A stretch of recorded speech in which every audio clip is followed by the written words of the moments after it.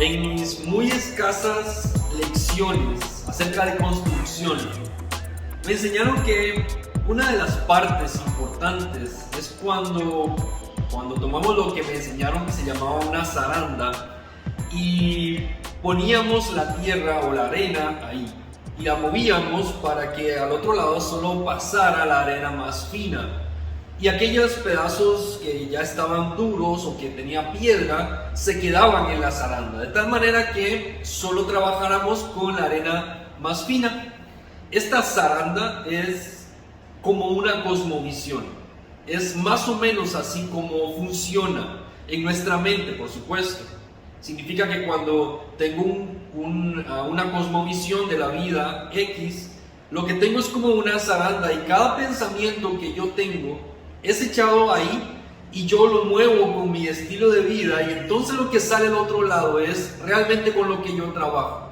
O sea que no todo lo que llega a mí yo lo percibo como tal, sino percibo aquello que pasa el filtro que yo tengo en mi mente. También a esto a veces le hemos conocido como un paradigma. Todos tenemos cosmovisiones, lo hemos visto antes. Todos tenemos paradigmas en los cuales vertimos todos los pensamientos y solo nos quedamos con aquello que pasó al otro lado. La cosmovisión de Dios, digamos que hace que solo pase lo más fino de la vida y que aquello que no es verdad, aquello que es mentira, se queda en la zaranda. Por eso es importante tener un buen paradigma. Si hay que trabajar con arena fina y la zaranda es muy gruesa, o sea que el espacio entre sí es muy ancha, lo que va a pasar al otro lado son las piedras y son la arena gruesa con la que no necesitamos trabajar porque puede echar a perder la construcción. En nuestra vida, si nuestra zaranda está compuesta por paradigmas o por una cosmovisión que es como la de este mundo, que es hecha a conveniencia, que se puede cambiar una y otra vez, entonces nunca nuestra construcción de vida va a ser buena, porque siempre estaremos construyendo con cualquier cosa, todo nos servirá y al final nada sirve. La cosmovisión de Dios para nosotros es fina, hace que lo que obtengamos de todos los pensamientos nos dé un material para trabajar que nos permita tener construcciones firmes, construcciones bien elaboradas, antisísmicas, con un buen acabado, porque es lo que Dios planeó para nuestra vida, lo que Dios pensó que era la vida en la tierra. Por eso es importante que podamos permitirle a la palabra de Dios ser nuestra cosmovisión, de tal manera que todo lo que pase a nuestro alrededor y todo lo que ocurra en nuestra vida pueda ser filtrado a través de esa zaranda, y entonces tengamos y podamos trabajar con lo mejor de la vida y no con las mentiras, no con las rocas innecesarias, con los pesos innecesarios que echan a perder nuestra construcción. Hoy estamos empezando en el libro de Génesis capítulo 3. Vamos a ver qué más hay en la cosmovisión de Dios para el ser humano. Algunos dicen que este capítulo 3 del libro de Génesis es uno de los más importantes de la Biblia. No es de pronto el más bonito por lo que contiene, pero sí es uno de los más importantes a nivel de la cosmovisión que debemos tener como cristianos, como hijos de Dios. Vamos a leer los primeros versículos del capítulo 3. Dice de la siguiente manera: la serpiente era el animal más astuto de todos los que Dios el Señor había creado. Así que le dijo a la mujer: así que Dios les ha dicho a ustedes que no coman de ningún árbol del huerto. La mujer le respondió a la serpiente: podemos comer del fruto de los árboles del huerto, pero Dios nos dijo: no coman del fruto del árbol que está en medio del huerto, ni lo toquen, de lo contrario, morirán. Entonces la serpiente le dijo a la mujer: no morirán. Dios sabe que el día que ustedes coman de él, se les abrirán los ojos y serán como Dios, conocedores del bien y del mal. La mujer vio que el árbol era bueno para comer, apetecible a los ojos y codiciable para alcanzar sabiduría. Tomó entonces uno de sus frutos y lo comió, y le dio a su marido que estaba con ella, y él también comió. En ese instante se les abrieron los ojos a los dos, y se dieron cuenta de que estaban desnudos. Entonces tejieron hojas de higuera y se cubrieron con ellas. El primer elemento de la cosmovisión en este capítulo es el poder que tiene la ignorancia, o dicho de otra manera, lo fáciles que somos los seres humanos de ser engañados. La serpiente le hace creer al ser humano que está siendo engañado, que hay algo que el ser humano no sabe, que no se le ha dicho. Si quieres perturbarle la paz a alguien, hazle creer que se le engaña, para que te des cuenta cómo no puede dormir pensando en algo que no sabe y se llena de ansiedad pensando en qué es lo que está pasando, qué es lo que ignora, y ese punto de ignorancia nos amarga la vida. La serpiente le dice muy sutilmente a la mujer: ¿así que Dios les ha dicho que no coman? Si nota el tono en este texto bíblico, cómo sutilmente hay un cuestionamiento enorme hacia Dios, hacia lo que Él ha dicho, a poner en tela de duda lo que Dios ha establecido o le ha dado como mandamiento.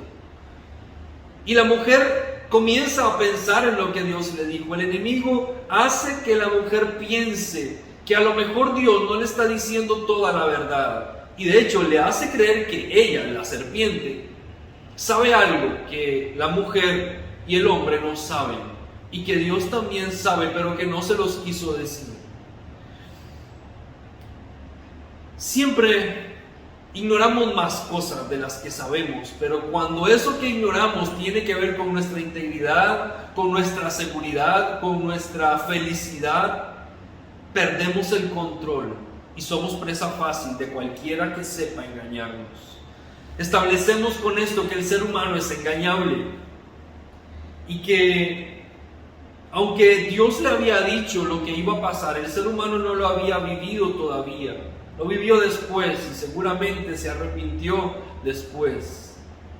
Pero en este momento solo tenía una enorme curiosidad por vivir aquello que aparentemente le había sido velado antes. El pecado en el ser humano siempre le hará creer que lo que Dios quiere para nosotros no es lo mejor, que Dios nos quiere aguar la fiesta, que Dios nos quiere dañar la felicidad, que Dios es muy aburrido y que esta vida con Dios está llena de límites y de conflictos. El enemigo quiere que nosotros pensemos que lo que Dios nos ha dicho no es lo mejor para nosotros. Se lo dijo al ser humano: Dios sabe que hay algo que te puede dar, pero no te lo quiere dar, porque Él no es tan bueno como tú crees. Y es lo que pasa en nosotros cuando vamos más allá de los principios de Dios. Estamos alterando algo que Dios nos dijo porque pensamos que hay un camino mejor que el que Dios nos ha propuesto. Pero hay que preguntarnos: ¿tenía el ser humano alguna razón, algún motivo para dudar de Dios? Por supuesto que no. Había sido creado y diseñado por el mismo Dios. ¿Por qué dudaría de ese Dios? Otro elemento importante dentro de la cosmovisión en este capítulo 3 de Génesis es cómo la verdad y la mentira se empiezan a conjugar para lograr fines egoístas. Creo que la mejor fórmula para engañar es mezclar la verdad con la mentira, porque esa es la forma de que más personas crean algo, aun siendo mentira. La mentira se viste de verdad para ser atractiva, para ser accesible a quien la recibe. La serpiente hace esto, manipula a la mujer dándole un poco de la verdad y un poco de mentira. Pero es lo que suele pasar todo el tiempo. El mal no engaña con el mal. El mal engaña con el bien. El mal utiliza las estrategias que están a su alcance para hacernos caer. El enemigo no usa la mentira sola. El enemigo maquilla aquella mentira con una verdad y le habla del presente y le dice: mira, haz esto. Esto es lo que vas a tener ahora mismo. El enemigo y el pecado nunca te presentan consecuencias, solo te habla de oportunidades. Lo que puedes vivir en el aquí y en el ahora, pero no lo que puede pasar después. Porque el pecado nos ciega al futuro, pero nos abre los ojos al presente. Y como no pensamos en lo que puede pasar después, sino en lo que queremos en el momento, caemos presa fácil del pecado y del enemigo. El enemigo, dice la misma Biblia, se viste de ángel de luz. El enemigo presenta la mejor cara, como un novio que está de galante ante una chica, o viceversa, una chica que está seduciendo a un muchacho. Presenta la mejor cara. Hay un dato interesante en esto, y es que en algunos libros de historia de las culturas y civilizaciones antiguas, de aquellos, por ejemplo, que vivían cuando el pueblo de Israel estaba empezando a formarse, en estas culturas o en muchas de ellas, la serpiente era vista como una deidad. Se adoraba, se veneraba, se creía que era un Dios de la sabiduría, un Dios de la vida. Cuando el pueblo de Israel recibe de parte de Dios su palabra y empieza a formarse bajo esta cosmovisión, encuentra en la serpiente, que conocía como una deidad, a un enemigo, a un engañador, a un falso. Es como Dios diciéndole: mira, lo que el hombre ha creado, la verdad que el hombre ha creado, ha diseñado, es un engaño, es una falacia. Aquello que aparentemente es grandioso y es la vida, es un engaño. La única vida verdadera es la que yo te ofrezco. Otro elemento importante dentro de la cosmovisión que tiene que ver con este capítulo 3 es cómo entendemos el pecado. ¿Qué es el pecado? Y a veces andamos preguntando si esto es pecado o no es pecado. Sabes, en este texto bíblico nosotros empezamos a entender lo que significa el pecado. El pecado no es la acción que estás cometiendo delante de Dios. El pecado es el origen que está en nuestro corazón, que nos lleva a las acciones. Esas acciones son solo la manifestación o el fruto de una semilla que está sembrada más adentro de nuestro corazón. Eso es el pecado. No es tanto lo que hacemos o dejamos de hacer. Por eso de Jesús en algún momento dijo que ustedes oyeron, les dijo a sus oyentes, que no tienen que matar a otra persona. Pero yo les digo a ustedes que el que piensa mal y el que se enoja con su hermano ya es culpable. El pecado no es la acción misma de asesinar a alguien, es lo que está pasando dentro de tu corazón. Es cuando lo que hay en tu corazón se revela en contra de lo que Dios establece. Ese es el pecado. El pecado es el orgullo del ser humano que cree que él puede compararse con Dios. La serpiente le dice a la mujer categóricamente: no morirás. La mujer le está explicando que Dios ha dicho esto y nos dijo que si comíamos del árbol íbamos a morir. La serpiente inmediatamente le contesta: no vas a morir. La serpiente desmiente a Dios inmediatamente y dice: es falso. Lo que Dios te dijo es mentira.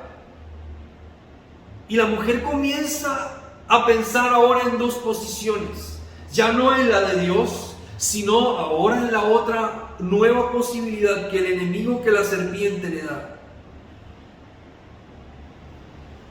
Dios le había dado al ser humano una visión, una cosmovisión, un paradigma, donde Él era el primero, donde Él había sido el creador de todas las cosas, había puesto los astros, había puesto los animales, había hecho el mar y lo que está en lo profundo. Había creado al ser humano, le había dado autoridad sobre la creación. Dios estaba en el mando, en el control. El enemigo ahora le presenta al hombre una perspectiva nueva en la que él tiene el control y le dice: no, lo que Dios te está diciendo no es verdad. Tú puedes ser el amo de tu propio destino. Tú puedes tener todo el conocimiento. Tú puedes ser como Dios. Y el enemigo, el ser humano se ve tan tentado a ser como Dios que cae en la tentación. A los seres humanos no nos gusta que nos dirijan, no nos gusta que nos pongan reglas, no nos gusta que nos den órdenes. No nos gusta tener autoridades sobre nosotros. Nos gusta mandar, nos gusta dirigir, nos gusta hacer las cosas nosotros. Nos gusta ser dioses. Nos gusta estar de primero, recibir los elogios, la adoración de los demás, los beneficios de todo lo que hacemos, ganar siempre. Nos gusta ser dioses. Porque en el fondo, nuestra condición pecaminosa nos está llevando a ir en contra de Dios. La serpiente lleva al ser humano a dejar de creer en Dios para creer en sí mismo. Sabes, es difícil llenarnos de Dios cuando estamos tan llenos de nosotros mismos. Y si queremos llenarnos de Dios, tenemos que vaciarnos de nuestro propio yo. El cuarto elemento dentro de esta cosmovisión es cómo el pecado nos afecta. Es como el pecado nos atrae, cómo nubla nuestros sentidos para hacernos caer. Ya el ser humano conocía este árbol. Dios se lo había mostrado. El ser humano sabía dónde estaba. Seguramente Dios le había dado un tour al ser humano por toda su creación. Y cuando llegó al árbol le dijo: mírenlo, aquí está, este es el árbol del que no tienen que comer. Pero cuando la serpiente habla con la mujer y con el hombre, dice el versículo 6 que la mujer ve el árbol otra vez y lo halla particularmente interesante. Lo ve muy atractivo, lo ve deseable, ve que su fruto es rico. Quizás nunca había llegado a pensar en ello porque entendió la dirección de Dios y la aceptó. Pero el enemigo le hizo dar otra mirada. ¿Sabes cuánto daño nos hace la segunda mirada? El volver a ver lo que no tenemos que ver nos hace caer. La mujer ve el árbol y dice: wow, no había notado que este árbol estaba aquí y podía comer de él. Lo conocía, lo sabía. El enemigo lo llevó a verlo, pero ahora con nuevos ojos. Cuando el pecado ha empezado a carcomer nuestra vida, nuestra visión de la cosmovisión cambia. Y dejamos de ver cómo Dios ha diseñado para nosotros la vida y comenzamos a mirarla de otra manera, de una manera distinta, humanizada, egoísta, independiente. 3 cosas hace el pecado en este caso de la mujer y nos pasa a todos los seres humanos. En el versículo 6 dice que ella vio que el fruto del árbol era bueno para comer, era accesible. Vio que era apetecible a los ojos, era atractivo. Y vio que era codiciable para alcanzar sabiduría, es autocomplaciente. Estos 3 elementos los vemos en nuestra vida de pecado como seres humanos. Porque cuando estamos viviendo en esta tierra y somos tentados, vemos que lo que queremos es accesible, es atractivo, apetecible y es autocomplaciente. Nos va a dar algo, un sentido de poder, de fortaleza, de supremacía. Va a hacer en nosotros algo. Es lo que hace el pecado en nosotros. El último concepto que surge de este capítulo, de estos versículos del capítulo 3, es lo que el ser humano hace en el versículo 7. Dice que cuando el ser humano come, sus ojos son abiertos, se da cuenta de que está desnudo, se siente desnudo. Ya se había dado cuenta antes, pero no había percibido la desnudez con vergüenza. Y entonces teje hojas para cubrirse. En la cosmovisión de Dios, el pecado lo que hace en nosotros es buscar que nosotros tratemos de resolver el problema del pecado con nuestros medios. Utilizar nuestras propias fórmulas, estrategias, filosofías, nuestra propia medicina para curar el pecado en la vida del ser humano. Hacernos hojas a nosotros mismos para protegernos de lo que sabemos que acabamos de hacer. En el pecado rara vez corremos a Dios. En el pecado normalmente nos alejamos de Él. Cuando nos sentimos avergonzados, cuando sabemos que hemos fallado, no corremos a Dios, nos alejamos de Dios buscando nosotros saciar por nuestra propia cuenta nuestra necesidad, nuestra carencia, arreglar lo que hicimos, incluso tratando de comprar el favor de Dios con nuestras acciones. Sigue siendo nuestro intento humano y además limitado de resolver el conflicto del pecado. Pero no hay manera en el que el ser humano pueda resolver el problema del pecado si no es a través de Dios mismo. Con estas ideas estamos cerrando esta primera parte de la cosmovisión bíblica acerca del capítulo 3, versículos 1 al 7 de Génesis.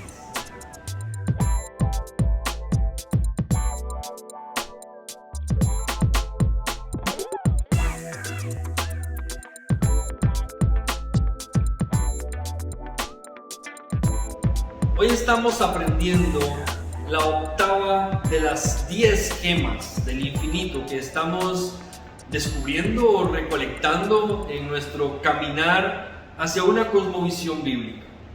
Aprendimos la gema del origen, que es Dios es el centro de todas las cosas. Él está en control, en autoridad absoluta, es el creador de todo lo que existe, incluso de nosotros.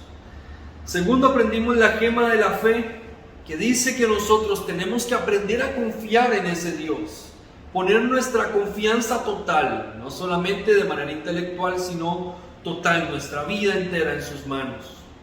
Aprendimos la gema de la humanidad, y es el entendimiento de que somos seres limitados, débiles, que nos hemos quebrado a causa del mal, y que necesitamos a Dios en nuestra vida. Aprendimos la gema del Espíritu, y es que tenemos en nosotros un Espíritu que nos conecta con Dios y que al saber que somos humanos, limitados, débiles, podemos acercarnos a Dios a través de nuestro Espíritu y podemos ser fortalecidos. Aprendimos la gema del don, entendiendo que cada ser humano posee un don o más de parte de Dios y tenemos que servir a la humanidad con eso que Dios nos ha dado. Aprendimos la gema de la libertad. Somos libres de cualquier atadura y además somos enviados a llevar libertad a otros que no saben que ya fueron libres por la sangre de Jesús. Aprendimos también la gema de la familia, y es que tenemos que aprender a cuidar nuestras relaciones, a defender y a ser buenos ejemplos de lo que es la vida en familia. La gema de hoy es el corazón. El corazón es el centro de control, el centro de mando. No lo estamos hablando desde una perspectiva romántica. Lo estamos planteando como el centro de control en el ser humano. La Biblia, el tema del corazón o el concepto del corazón, casi siempre lo está relacionando con lo que nosotros entendemos como la mente humana, que es de donde se toman las decisiones de todo lo que se hace en la vida. ¿Qué significa que tenemos la gema del corazón? Que la hemos alcanzado, que la tenemos en nosotros ahora. ¿Cómo ponemos en práctica esto? Sabemos que si queremos servir a Dios, si queremos ser felices, si queremos tener una cosmovisión correcta, bíblica para la vida, tenemos que tener la gema del corazón. Y este es el entendimiento de que nuestro corazón es un centro de control, un punto de mando, donde hay un solo trono. Y hay uno solo que se puede sentar, y tenemos que cuidar que quien esté sentado en ese trono sea única y exclusivamente nuestro Dios, porque en el momento en que Dios se mueve de ese trono, tomamos nosotros la posición y empezamos a dirigir nuestra vida de acuerdo a nuestra capacidad o entendimiento. Pero ¿qué significa esto? ¿Cómo vivimos de tal manera que Dios esté en el centro de control de nuestro corazón? Lo vamos a ver. En primer lugar, recuerda que tu corazón es manipulable. No le des demasiado crédito a tu corazón. El corazón te puede engañar. Génesis 3 nos demuestra que el ser humano puede ser engañado y manipulado a través de la verdad, combinándola con la mentira. Por lo tanto, no podemos dejarnos llevar todo el tiempo por el corazón, ni siquiera por los sentimientos que surgen en nuestro corazón o por la lógica humana todo el tiempo. No podemos pensar que todo lo que creemos o lo que hemos pensado de tal manera es así como lo pensamos. Tenemos que dar espacio siempre a que sea Dios el que afirme las cosas y no nosotros que creemos que esto es de una manera y que no hay opción de cambiar. Todos podríamos estar equivocados y solo acercándonos a la verdad de Dios tenemos esa seguridad o por lo menos esa certeza. Nuestro corazón es manipulable. Tenemos que recordar que en este punto nuestro corazón puede dejarse llevar por sentimientos, por recuerdos, por expectativas, por sueños, por planes. Y por lo tanto, si nos dejamos llevar por eso, estamos equivocando el camino. Significa que cuando yo pienso en quienes me ayudan a tomar decisiones, debo ser precavido, porque quienes me rodean influyen en mis decisiones. ¿Quiénes son tus amigos? ¿Quiénes opinan de tu vida? ¿Con quiénes compartes lo que te pasa para que te den consejos o ideas o escuchen sobre tu vida, sobre tus acciones? ¿Quiénes son tus consejeros? ¿Quiénes son tus mentores? ¿A quiénes les abren el oído? ¿Qué música escuchas? ¿Qué predicadores escuchas? Porque todo eso que estás escuchando es un punto de vista que si no has elegido bien quiénes son, lo que vas a escuchar estará siempre de acuerdo a tus criterios. A veces es bueno escuchar otros puntos de vista para poder comparar y tener una visión completa, porque siempre podríamos estar yéndonos por el camino equivocado. Entonces, en primer lugar, tenemos que saber cuidar nuestro corazón y saber quiénes influyen en nuestro corazón. Siempre seremos influidos, eso es inevitable, pero podemos ser selectivos acerca de quiénes influyen en nuestro corazón. Número 2, hallar la gema del corazón significa que tenemos que activar el pensamiento anticipado. Esto es, ser capaces de ver más allá de lo que estamos viviendo, entendiendo que hay consecuencias de nuestros actos. Tenemos que enseñarle a nuestra mente a ver consecuencias y no solo oportunidades. Ser capaces de valorar lo que puede pasar de otra manera o dada una decisión que puede venir como consecuencia de eso. Es muy importante que podamos incluso aquí pedir ayuda a aquellos que pueden ver más lejos que nosotros. Siempre hay personas que tienen una visión de más alcance que la nuestra y le podemos pedir ayuda y decir: estamos frente a esta decisión, tú que eres un experto en este tema, en esta área, en esta materia, ¿qué tú ves hacia adelante? ¿Qué puede pasar? ¿A qué me puedo enfrentar? Eso nos va a hacer tomar una decisión con mayor certeza. Tenemos que poder valorar las consecuencias de nuestras decisiones. Número 3. Tenemos que aprender a desenfocarnos de nosotros mismos. Estamos demasiado llenos de nosotros. El mundo nos enseña y nos presiona para que seamos el centro del universo, para que pensemos que todo conspira con nosotros a nuestro favor, para que pensemos que lo merecemos todo, que merecemos lo mejor. Pero ¿sabe? El mundo no tiene que ver con nosotros. Nosotros somos parte de un momento de la historia, pero es Dios el que está en el centro y tenemos que aprender a desenfocarnos de nosotros, dejar de ver solo nuestras necesidades y empezar a mirar las necesidades de otros. El mundo nos enseña contrario a lo de Dios, nos lleva a ver las cosas de otra manera.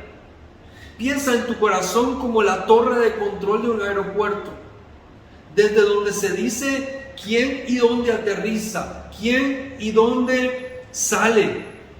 Así nosotros tenemos que determinar qué aterriza en nuestra vida y qué no va a aterrizar ahí, qué cosas pueden salir y qué cosas se van a quedar. Y en ese punto de control, en ese centro de control, debe estar alguien que sea más sabio que nosotros. Por nuestra propia capacidad, no tomaremos todo el tiempo buenas decisiones. Pero si Dios está en el centro, las decisiones que tomemos van a ser mejores. Tenemos que resistir nuestro orgullo humano de sentarnos ahí y creer que por nosotros podemos hacerlo, podemos resolverlo, podemos determinarlo. Tenemos que dejar que Dios se siente. No podemos creer que sabemos más que Dios. No podemos creer que somos más que Dios. Y no podemos creer que somos Dios. Tenemos que darle a Él su lugar, honrar ese lugar, respetar ese lugar, permitir que Él sea nuestro Señor, no tan solo nuestro Salvador. Nos gustan los beneficios de la salvación, pero no nos gustan las consecuencias de su señorío. Y tenemos que aprender que cuando Él se sienta en el trono, Él manda todo en tu vida. Él no manda solo lo que haces dentro del templo, no manda solo las canciones que escuchas. Él manda sobre todo, sobre tus finanzas, tus acciones, tus planes a futuro. Él manda sobre todo lo que tú haces. Él es Dios sobre todo.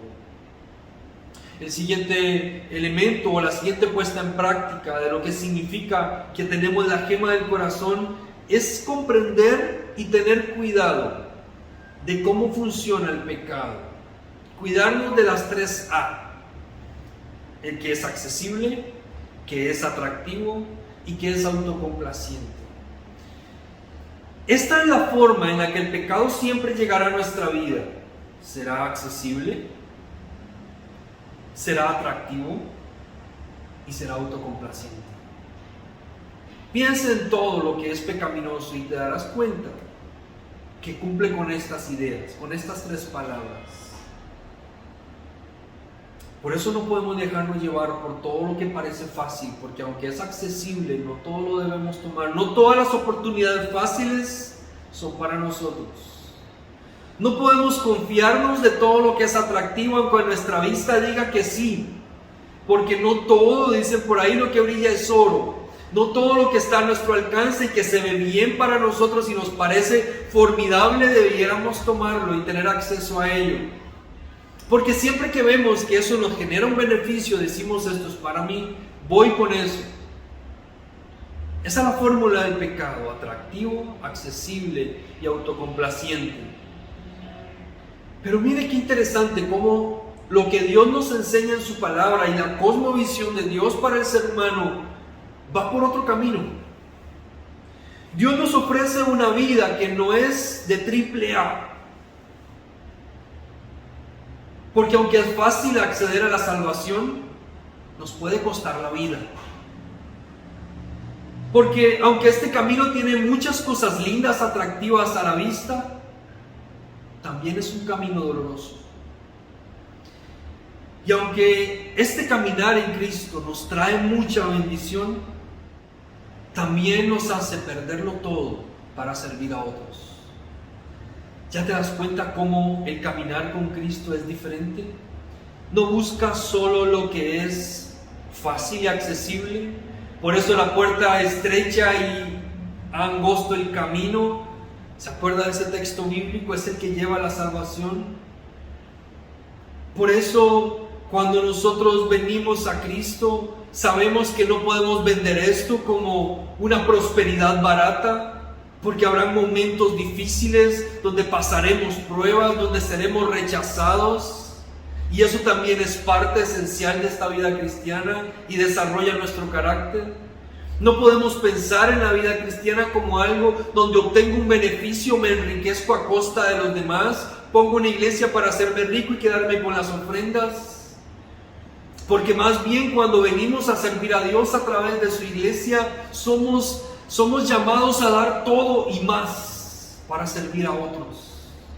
El camino y la cosmovisión de Dios para la vida no es accesible todo el tiempo, no es atractiva todo el tiempo y no es autocomplaciente todo el tiempo. El pecado sí lo es. Y el último elemento que hace diferencia en nosotros cuando tenemos la gema del corazón es que, y esto es algo muy particular, es que no compramos a Jesús, lo aceptamos. En otras palabras, dejamos de ser como los seres humanos normales que intentan ganárselo todo. Muchos hemos crecido en una cultura que nos ha enseñado que si no hemos trabajado por algo no lo recibimos. Hay gente que rechaza los regalos que se les da o las oportunidades fáciles porque dice: no, yo no quiero nada por lo que no haya trabajado. A mí me enseñaron a trabajar duro. Y es verdad, qué bonito se siente obtener algo por lo que se trabajó. Pero cuando llevamos esto al plano de la salvación, qué fracaso. Qué fracaso, porque no hay nada que tú puedas hacer por ti mismo para conseguir que Dios te ame más o menos. No hay nada que puedas hacer para ganarte la salvación. Tus muchos trabajos, esfuerzos y buenas acciones no significan nada. Aquí lo único que te queda es aceptar a Jesús. Aceptar su amor, aceptar su salvación, aceptar su redención, no tratar de hacer algo por ello, no tratar de comprar el favor de Dios o el perdón de Dios. Nada de eso puedes hacerlo. Solo te queda aceptar. No puedes ser como el hombre en esencia cuando descubre que está desnudo, que se cubre a sí mismo su pecado. No trates de cubrir tu pecado, no trates de justificarte, no trates de ser alguien que no eres, de mostrarte grandioso, victorioso, perfecto. Asume quién eres, tu derrota y tu pecado delante del Señor, que es el único que puede quitar el pecado en tu vida. Y yo quiero cerrar diciendo que hay un contraste que a mí me llama la atención y tiene que ver con este último punto. Y es que el hombre, cuando peca en estos primeros versículos del capítulo 3, el hombre quiere ser como Dios. Busca ser como Dios, es tentado a ser como Dios. El hombre busca ser como Dios. Pero tú, Dios, el Dios que te creó, se hizo hombre. Qué contraste tan maravilloso. Que nosotros en nuestra condición humana nos queremos ver como Dios o como dioses.